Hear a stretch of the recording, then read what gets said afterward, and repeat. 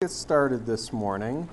We'll start off by kind of remembering or reviewing what we have to have done this week. So Tuesday was Lab 8 on double displacements plus homework. Was it 9D or 8D? I'm sorry, we're still in Chapter 8. If you haven't turned, and then everything else before that was due last week. So if you have any of that stuff, kind of plan on coming by office hours and getting it turned in today. Good morning, Jess. Almost on time, but that's okay. Make sure you grab one of each of the handouts. It's all the homework for Chapter 9. And then that's that. Let's see. We've got Wednesday, Thursday, and Friday. For lab, what we're going to do is the single displacement lab. So check and see if there's a pre-lab. I honestly can't remember if there is or is not. And then after that, on Thursday, we'll probably start in on lab titrations. I think it's lab 5. Yep. And I know that that does have a pre-lab. And hopefully, we'll get through enough on Monday and Wednesday, but maybe not quite enough to do the pre-lab. So, give it a go. You should be able to answer the majority of the questions on it. You might not be able to answer that last question on it. Okay, so you'll notice that first off, the homework starts with 9B. That's because 9A is the homework that's supposed to be a review of homework Chapter 7. So sometimes what I do is I skip Chapter 7 and just throw it in Chapter 9. And sometimes we cover Chapter 7 by itself like we did this year. I haven't figured out which way is better, but the idea is that Chapter 9 really is just an extension of what we've learned in Chapter 7. So let's review a little bit about Chapter 7. And what was the major things we learned in Chapter 7? Because everything in Chapter 9 builds on that Chapter 7, so we have to have good recall of it. So we learned molecular weight, which is units of grams per mole. And what else did we learn?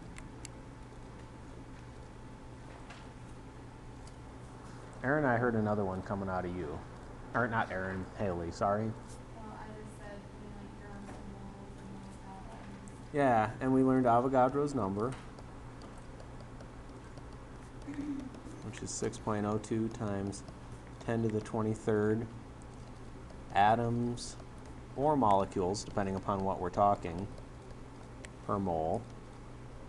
And then we learned kind of one more that we talked about just a little bit. And we talked that it could be kind of used in one of two ways. We said that we could have, for instance, if I said that I had one molecule, of say H3PO4, I could make statements like that there was 3 hydrogen atoms, or, one molecule of H3PO4 also contained 1 phosphorus atom, or 1 molecule of H3PO4 contains 4 oxygen atoms. So those were all true statements, right? Because that's just our definition of what a molecule is, and a molecule is made up of various atoms. And then we said that there was one other way we could phrase that if we thought about it. Since molecules and atoms are simply numbers, they're simply counting, what else could we replace that with? So in chemistry, we don't count the number of atoms or molecules in a reaction. We count instead by moles. Kind of like a baker counts by dozens of donuts made, we count by moles of atoms reacted. So we could say that 1 mole of H3PO4 contains 1 mole, 3 moles of hydrogen, because we'll talk about that first. Or we're also allowed to say that 1 mole of H3PO4 contains 1 mole of phosphorus, or 1 mole of H3PO4 contains 4 moles of oxygen. And these are sort of the same when we're talking about molecules, atoms, and moles, because they're just numbers.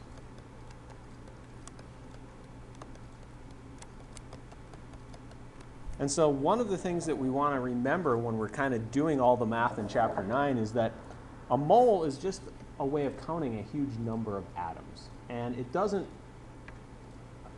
it obeys like the normal rules that we'd use for anything else in life. It's just that it's a weird unit because it has that word mole in it. So for instance, if we wrote a reaction, we could say that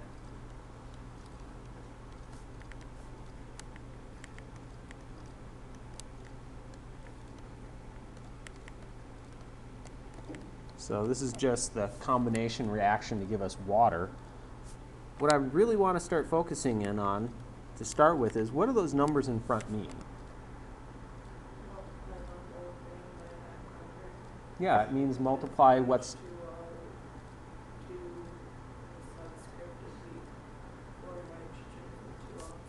Right, so what this is really saying is that I've got 4 hydrogen atoms, right? Or we can think about it as I have 2 hydrogen molecules, right? Same thing here. I've got two hydrogen atoms, or I've got 1 hydrogen or oxygen. Sorry, we switched what we're talking about.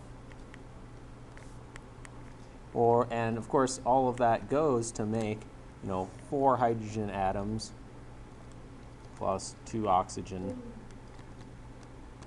atoms. And they're bonded together, so we really probably should refer to that as 2 H2O molecules. And that's a good way to think about it, because that fundamentally is what's happening. We're really saying for this reaction to occur, we really have to have 2 hydrogen molecules and 1 oxygen molecule interact in some manner to merge together to form 2 separate water molecules, meaning that we can't do this reaction if we have just 1 hydrogen molecule and just 1 oxygen atom, right? You can't make, you cannot like react this.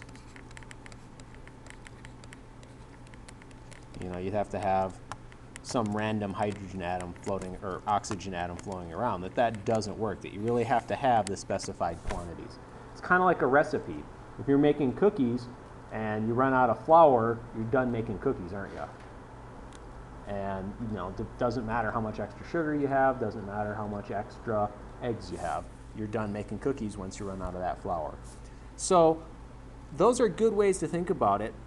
The way we want to train ourselves is to call it moles. So instead of talking about molecules, we'll talk about 2 moles of hydrogen gas plus 1 mole of oxygen gas goes to make 2 moles of H2O. But remember, you can also think about it simply in terms of the individual atoms or the individual molecules. And that's the key to this making Chapter 9 kind of make sense. There's, I would say, 2 parts. The first one is just being comfortable with that unit of a mole. And if it ever confuses you, simply equate it to a cup of sugar, a cup of flour, or a bunch of eggs in a cooking recipe. The second part is to just be kind of comfortable with, baking cookies and things like that, because all chemical recipes or compounds or equations are simply recipes for how to make that chemical compound. Jess? So, in this one, are you using atoms and moles as the same thing? No, because notice I said I have 4 atoms, but I'm saying I have 2 moles because we're talking about it in terms of molecules. If you wanted to equate it better, it would be the molecules to moles, but certainly we can count the individual atoms too. So let's try and talk about baking cookies. If you well, first off, has anyone not baked cookies in their life? Okay, good. Because if you haven't baked cookies, then maybe this isn't a very good analogy, but usually everyone's at least managed to bake some cookies in their life at some point. So for instance, if I have a recipe that says that I've got 2 cups of flour plus 1 cup of sugar plus 3 eggs goes to make, say, 24 cookies. Or we could even say 2 dozen cookies, but we'll just keep it like this.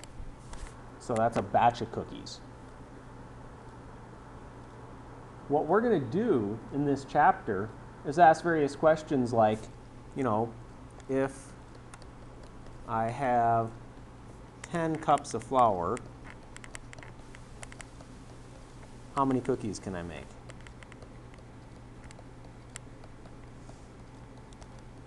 And I'm going to even go back and make this easier because 24 is an odd number to count by. Let's just make it 10 cookies. That way you can do all the math in your head. Hopefully. So this way we have nice small numbers. So if I have 10 cups of flour, how many cookies can I make? Assuming I have excess of all the rest, assuming plenty of the rest. That's a good question because that is a pretty big assumption, isn't it? If I said, you have 10 cups of flour, how many cookies can you bake? Your answer technically should be 0, right? Right. Because you don't have any sugar or eggs. So yeah, assuming we have extras for now. Yeah, 50. You did that math in your head pretty good. Does everyone else see 50 pretty easily? If you don't, let me know, because if you can see it on something like this, you could say batches if we had defined it as a batch. If we said it can make 10 cookies, or we said that that was our definition of one batch, we could say that. Now, what math did you do in your head? 10 divided by 2. Yeah, you said 10 cups of flour, right? And then multiplied it. Yeah, you said, no, you did. You divided by 2, right? 2 cups of flour. What I'm trying to show you is that what you did in your head is what we're going to do in conversion problems. Because we know that 2 cups of flour is 10 cookies, right? And so what you did is you figured out how many batches of cookies I make. That's kind of the 10 divided by 2, right? And then you divided that by, or multiplied that by 10 cookies per things. So what I want you to realize is that this 2 cups and this number 10, that can form a ratio, right? And really, what we're going to call this in chemistry is a mole-to-mole ratio. Because in chemistry, we don't measure things in cups and cookies, we measure things in mole-to-mole. But, you know, it's the same exact math if I write that same exact thing as a chemical equation.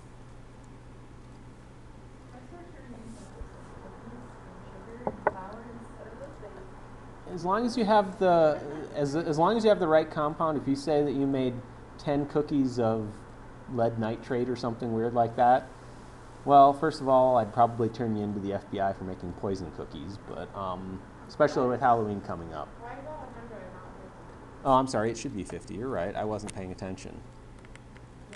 I was just testing Taylor. I was making sure she's paying attention, and she is, obviously, so.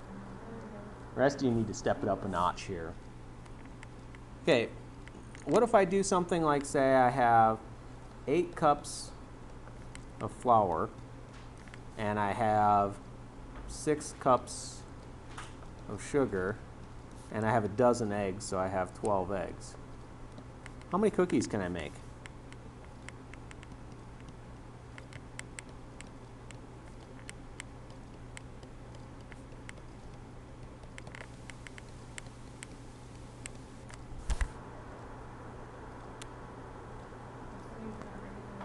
Hmm? So I'll give you Just going on the same one. Yeah. same recipe, of course. I just don't have enough room to keep it on the same slide. So hopefully, I assume you have the recipe written down in your notes.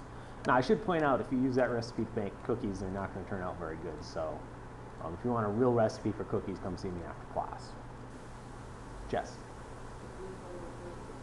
Okay, so Jess says 40 cookies because she's good at math in her head, maybe. I don't know. I haven't done the answer myself. I'm going to let you guys puzzle it out for a second, and then we'll go ahead and do the math. But do you see, you agree with 40 cookies? Is that what you're saying? Okay, so let's just do it real quick. I mean, we've got 8 cups flour. You guys might have to help me out. I remember it was 2 cups flour, right? Was 10 cookies. So 10 times, that would be 40 cookies, right? And then we said that we had 6 cups of sugar, and this is what you did in your head pretty much, right? And you said that 1 cup of sugar makes 10 cookies. So that's 60. And you said 12 eggs.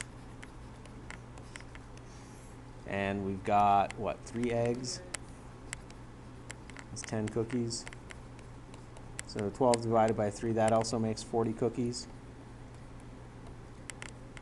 So the idea is that at the end, we know that we make 40 cookies, right? We run out of flour and eggs in this case. And so we have some excess sugar. Wow, you just mastered chapter 9, or at least like 75% of it right there. Really exciting. Well, I got to be honest, it's terribly important for doing things, but it is also one of those things that is also terribly tedious once you figure out how to do it. Now, here's the key though. There's not very much to learn to a certain extent in this chapter. Now, we will do it by also pulling in some stuff from like chapter 15 and doing it now because it makes more sense than waiting for you to forget everything and then trying to relearn it in chapter 15. But the basic idea is that if you can do this type of math, and if you can really master the one equation that I'm going to kind of show you, then I think you'll find that this is really easy. And if you struggle with it, and you get it confused in your head and you don't have a clear beginning and end points and see why we're doing things. If the switch from cups of flour, cups of sugar, and eggs to moles and molecular weights confuses you, then it's a little bit tougher, but you can still hopefully pick up on the pattern for it, because there really is basically a pattern to solving all these questions. Okay, so let's do this now in chemistry class. And heck, let's just use that same reaction we had before. So I've got 2 moles of hydrogen gas plus 1 mole of oxygen gas, and I made 2 moles of H2O liquid. Actually, I don't know why I wrote the moles in there, because we don't normally write those. That's assumed, right? We just say 2, 1, and 2. And then we just left huge amounts of space for fun. So I'm going to ask you questions like, for instance, if I have 10 moles of H2, how many, oh, and excess oxygen. We'll start off easy, excess oxygen. How many moles of H2O do I make? Same exact question if you think about it for cookies. We've got some different ratios. We've actually got an easier recipe because the cookie recipe had 3 reactants in 1 product, right? We only have 2 reactants in 1 product, so it's arguably easier. So what are we going to do? How many people could just spit the answer out in their head?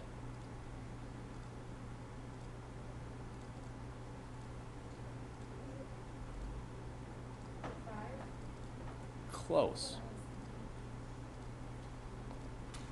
Actually, it is 5. So, if you take 10 moles of H2, the idea is that I'm saying that 2 moles H2O, H2 make 2 moles of H2O. No, I was right. It is 10 equals 10 moles of H2O. Yeah, because the idea is that you have 5 batches of hydrogen, right? But each time you make water, you make 2 per batch, right? So you make 10. So maybe we should have thought it in terms of batches, just to throw in 1 extra layer. This is called the mole-to-mole ratio. It is probably the most important tool in Chapter 9. Everything else revolves around it. If you do a problem in Chapter 9 and you don't have a mole-to-mole ratio in it, you're probably doing something wrong. Now, I'm not saying that we couldn't come up with a problem that doesn't involve a mole-to-mole ratio. It's certainly possible. And when we break things down into little steps, there might be some little steps that don't involve a mole-to-mole ratio. But I would venture that at least, I'm trying to think if you can even do homework 9B. You can't. I don't think you can do homework 9C. And I know you can't do most of homework 9B without using a mole-to-mole ratio. But you guys all get it? Does it kind of make sense that we can cross out things like this? Yes, no, maybe? So you always have to like multiply by the product. What do you mean multiplied? Well, the idea is that we're converting, so this is a reactant, right? And this is the ratio between a reactant and a product. That's going to differ depending on the question we ask. That's a good question. Is we're not always converting from moles of a reactant to moles of a product. We can actually ask the reverse question using the same equation if I want to make 15 moles of H2O, how many moles of H2 and O2 do I need? So I'm asking the reverse. It's kind of like saying, I want to make 100 cookies. How much sugar, eggs, and flour do I need? So we're not always going to go from a reactant to a product. In this case, we're going from a product to a reactant. But it's the same general process, meaning I'm only given one number to start the equation with. So these ones, you know, there's not even a question of where to start. And all you're doing is mole-to-mole ratio. If I want to make 15 moles of H2O, I know that I put moles H2O on the bottom. I know it gets it 2 because that's from the chemical equation. And if I'm converting it to H2, then that's 2 moles of H2, right? So that means I need to have 15 moles of H2. If I do the same thing for oxygen, meaning I take my 15 moles of H2O and start from there again, I know that 1 mole of oxygen makes 2 moles of H2O. So in this case, 15, that would be 7.5. Are you getting the 2 from the 2H plus, okay.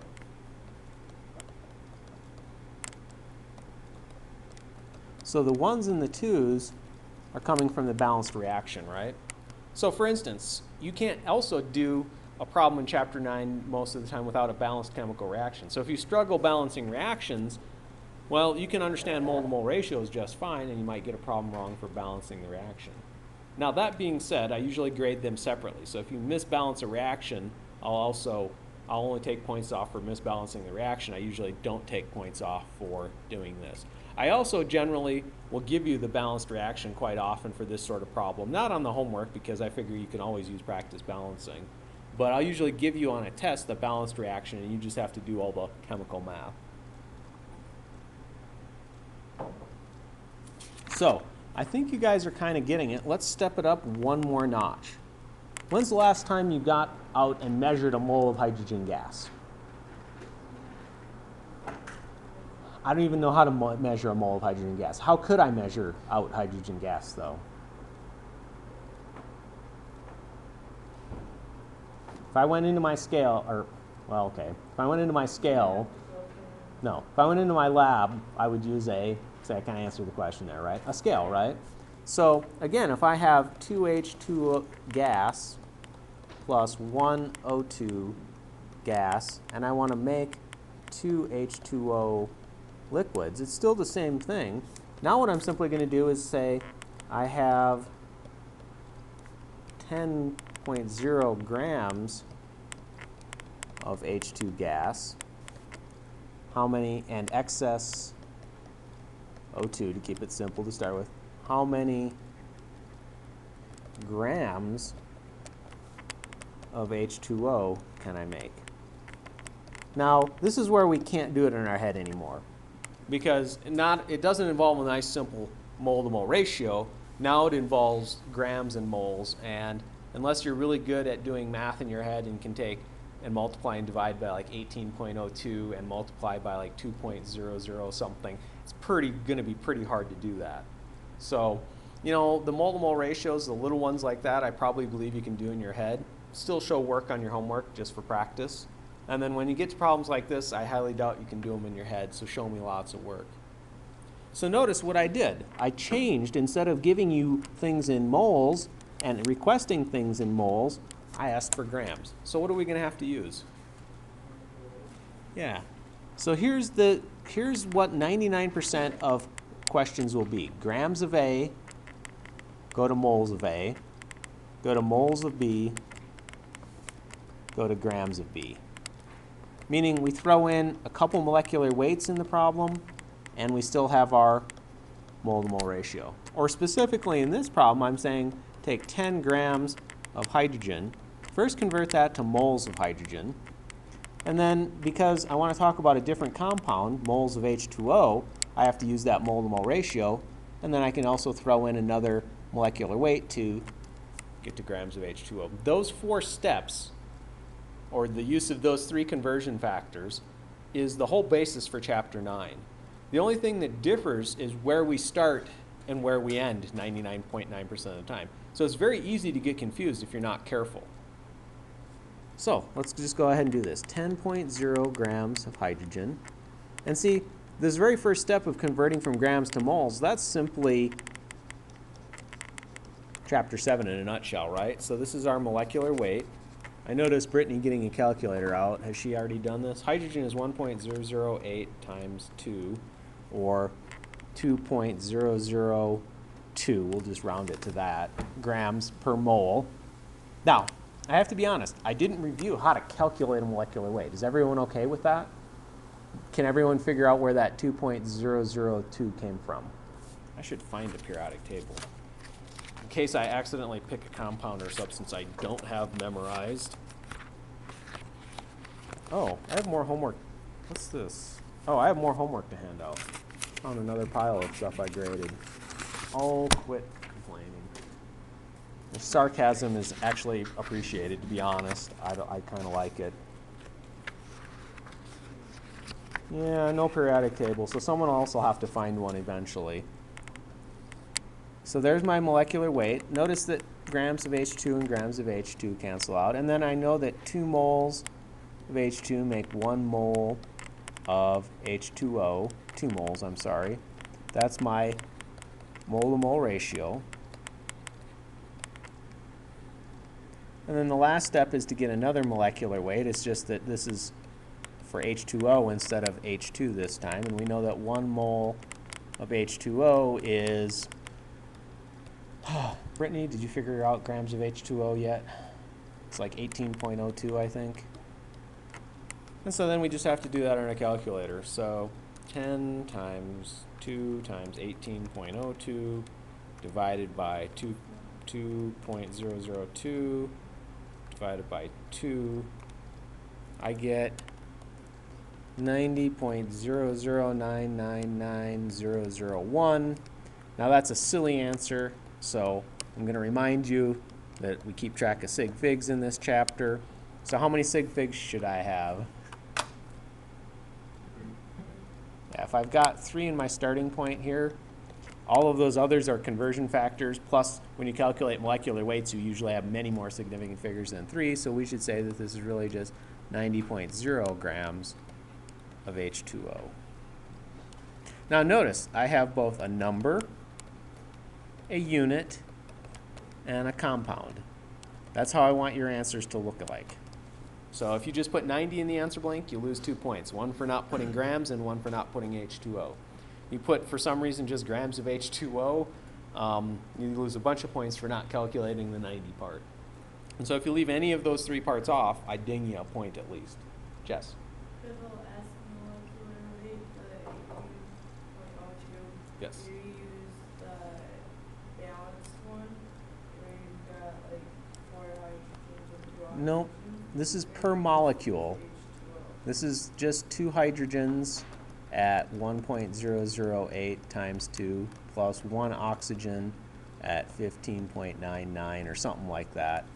And I got to be honest, I'm being a little sloppy in the math because I'm not keeping track of Sig Figs very well, and I'm doing it from memory.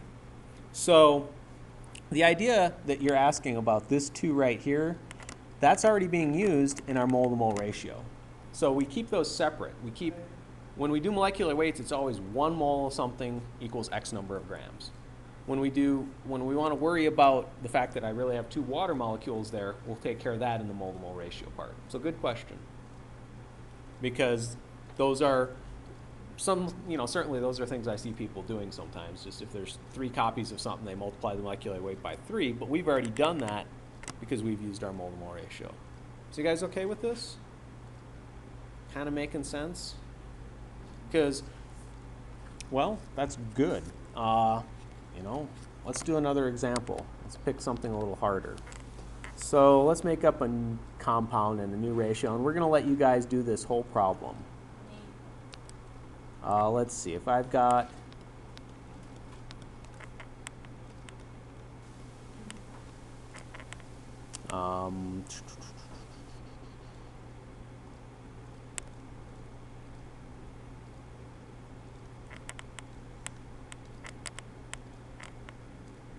Now, technically, I should let you finish the whole reaction, but we'll fill that part in too, because you should be able to do this reaction. Can anyone tell me off the top of their head what type of reaction it is? Yeah, double displacement. I'm not too concerned that you be able, well, okay, I am concerned that you finish the double displacement reaction and that you know how to do it. But I guess I'm more concerned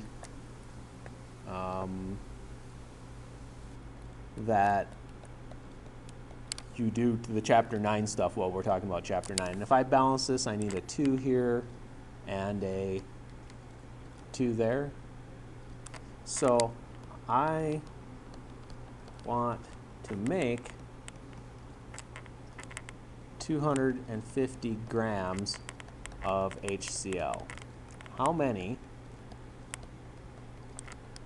grams of H2SO4 and NaCl? So I'll make it a little tougher than our example in that you have to do things twice. Do I need? And since I'm a nice guy, what I'll probably do is we'll go look up a few molecular weights for you, because that's the tedious part. I'm pretty sure the molecular weight of H2SO4 is 98.01, but I'll double check these. I just need to find a periodic table. Oh, nice. I should be embarrassed that I actually kind of not even have a periodic table stuffed in that folder, because usually I've got like 50 of them floating around just to make sure. So you guys start working on stuff. I'll do the tedious part and calculate some molecular weights for you. So 2 times 1.008 plus 32.065 plus 4 times 15.98.08. Actually, I lied a little bit. There we go, and NaCl is 35.45 plus 22.990. God, I have too many of these memorized. And then let's see, Na2SO4 would be 2 times 2.990 plus 4 times 15.999 plus 32.065. 142.04 grams per mole, and HCl is 1.008 plus 35.45 is 36.46 grams per mole. So there, I did the hard part. All the molecular weights are the tough part. And heck, maybe I should divide the class and make half of you work on the first part and half of you work on the second part. And here, Jay will scribble it out too. Let's see, so we got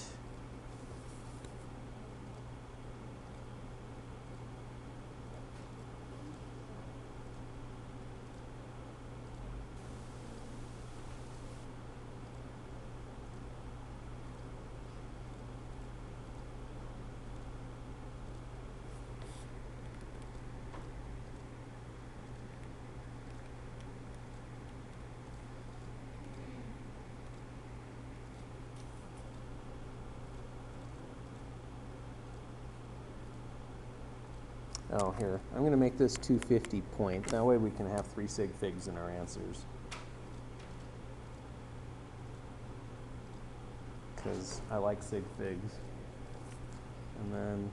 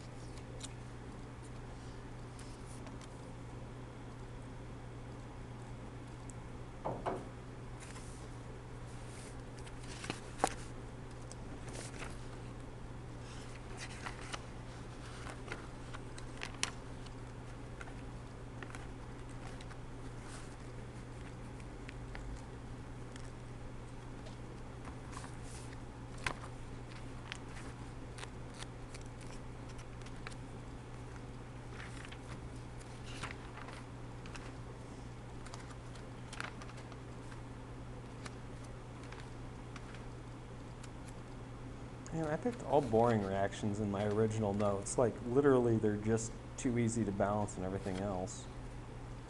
That's okay. Maybe use another one. Okay, so let's work this out. First off, does anyone have some... Okay. We will wait one more second for Bob.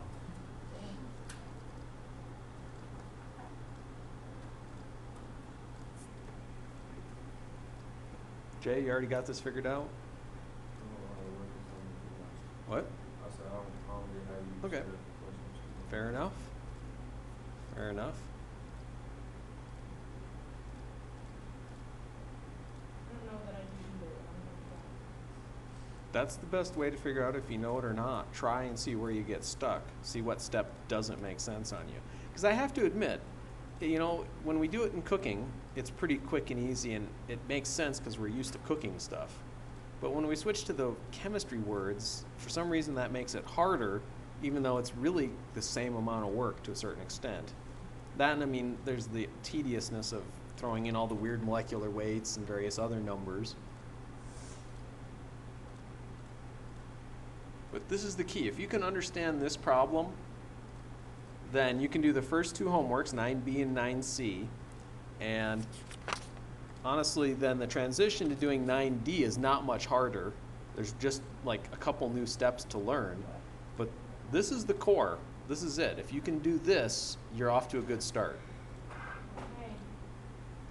I'm done trying. Someone give me one number, just shout it out. Does anyone have a 398 running around?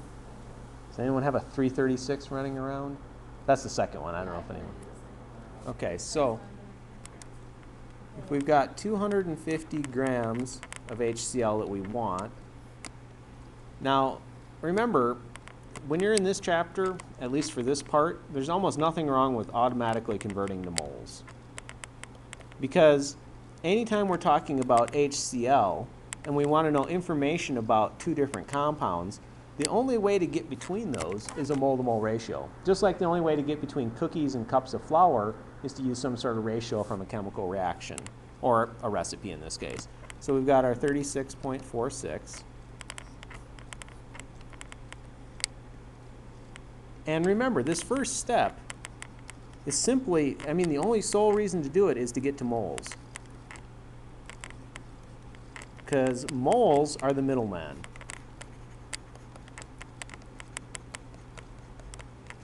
Meaning you almost always have a mole-to-mole ratio, where here we're going to have 2 moles of HCl is 1 mole of, I guess I did NaCl. Oh, I did NaCl first, sorry. 2 moles of NaCl. So there's that all-important mole-to-mole ratio. And remember, its function is to convert from one compound to a second compound. Meaning that's where we switch from talking about HCl to talking about NaCl. And then at that point, we're stuck with talking about NaCl. We know that 1 mole of NaCl is 58.11 grams of NaCl. Moles and moles cancel, and so I'm left with 398 grams of NaCl are needed. So here's the key though. I mean, a certain part of me says if you understand it, wonderful. That is the best way to do this because it'll make all the rest of it come out easier. Worst case scenario, that whole mole-to-mole or molecular weight mole-to-mole ratio and then a second molecular weight is like 25% of the problems probably on the test, meaning you can just kind of memorize that that's generally what you want to do. Or the other thing is just to realize that we're always going to involve some sort of mole-to-mole ratio in 99% of problems. So when in doubt, convert something to moles. It's almost never wrong. Okay, so given that first one, does everyone think they can do the second one? I'm going to give you another minute to do it. Yes, so now we answered this one, so now you've got to do the H2SO4 one. Now, do you want me to leave that up there, or do you want me to flip to a new slide? So you're not... Okay.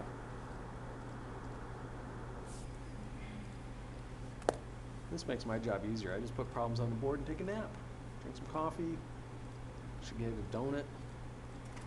Maybe steal a Pop-Tart. Looks like they're all gone though.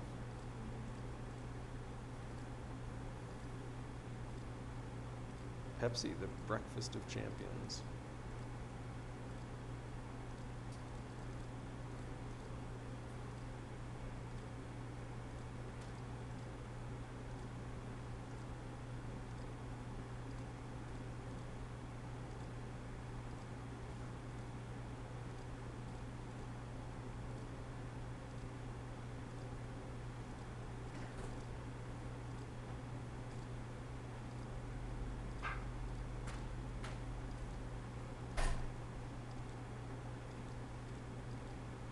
So when you have an answer, go like this.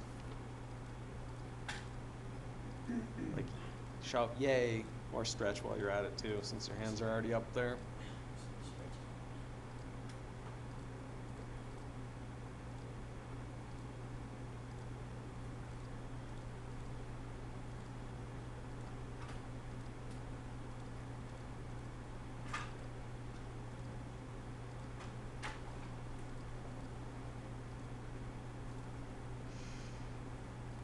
Good, I see people reaching for calculators. That's always a good sign. Means you brought it. Who didn't bring their calculator to class today? Yeah, checking.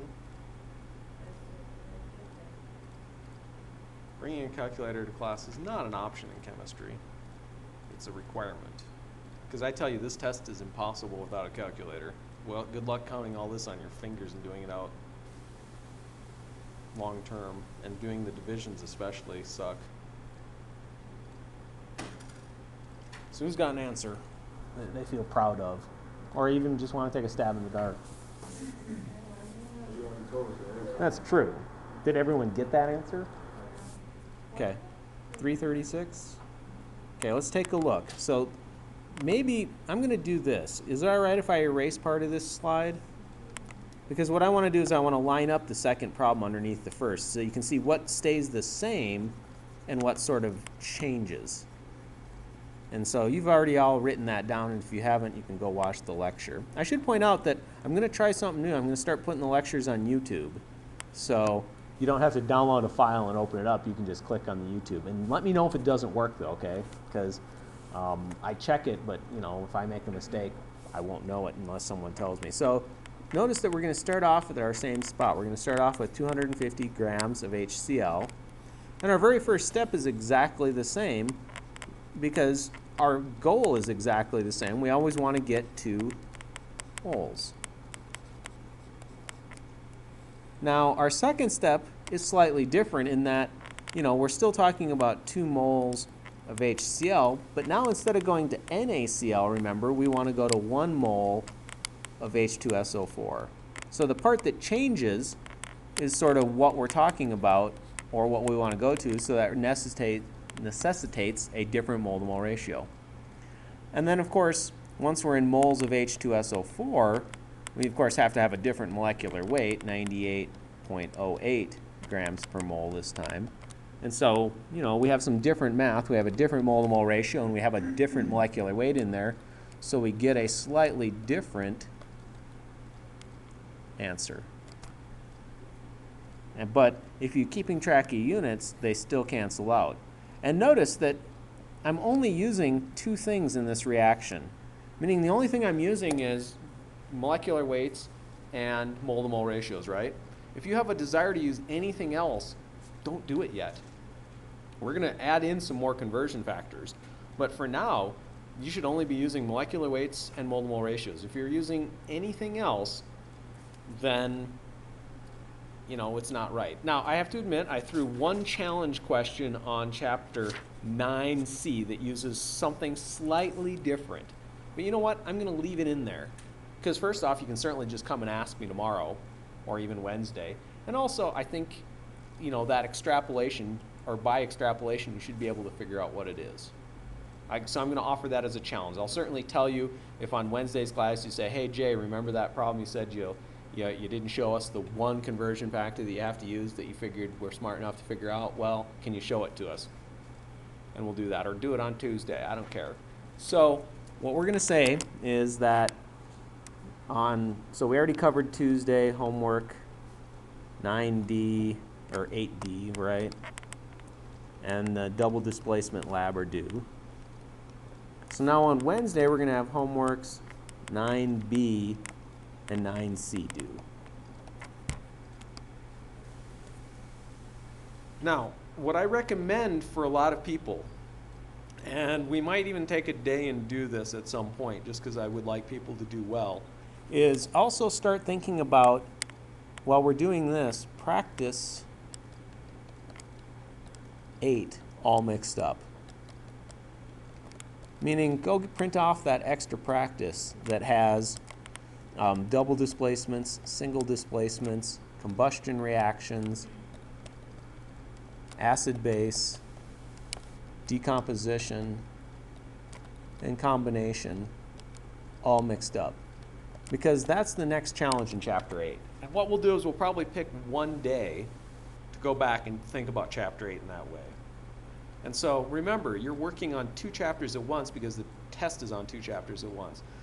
Don't kind of think and do what some people did for chapters 4, 6, and 7, where by the time we get to chapter 7, you've forgotten the stuff from chapter 6 or chapter 4. Work on everything a little bit at a time. Multitask. And these things are different enough that they shouldn't hopefully get confused in your brain. So doing one is kind of like a little bit of a break from the other. Or, I got to be honest, the other option is to simply focus on chapter 9, completely blow off chapter 8 until the night before the test, and then, I got to be honest, it'll screw you up. It really will, because those reactions all start to look the same if you're not careful. And so the very first step we're going to talk about is how to separate out those 6 reactions and figure out which one you're talking about. Just like when we were talking about naming, it was easy to do ionic, it was easy to do molecular, it was easy to do acids and bases, but when they're all mixed up, that's when it got hard, right? So same thing with chapter 8. The separate parts are not too bad. The mixture is horrible. And we actually finished lecture early today. That's okay. We'll pick an extra day, some day to go late. Or, I got to be honest, I consider this so important that I want you to master it. And I know a lot of people are still struggling with chapter 8, so if people want to ask me questions on chapter 8 or want to review some of that, now is a perfect time to do that. But let me stop the recording at least. 8F? Was there an 8F? Oh, was the 8F the one that was all mixed up? Oh, well, you guys know how to do that too, so we'll throw it in here. 8F is on Tuesday also. Sorry, I forgot about 8F. You know, and really it should hopefully be one part looking back in your notes and one part just throwing in X of 3.